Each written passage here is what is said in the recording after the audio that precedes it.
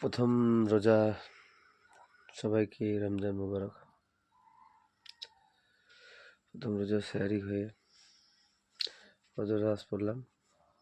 দোয়া করো এই রমজান মাসে ভুল ত্রুটি যেন না হয়। এই রমজান মাসে সব কিছুর জন্য তওবা হয়ে যায় বা তওবা করছি, খারাপ পথের দিকে না যাই। সবাই দোয়া করবেন আমার জন্য 30টা রোজা মতলব সেই সালামত হয়। সবাইকে রমজানের শুভেচ্ছা।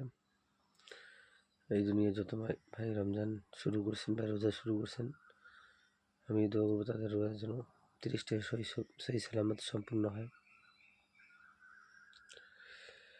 আমার বাড়িতে তো কেউ নেই, আমার মা তো কেরালায় গেছে।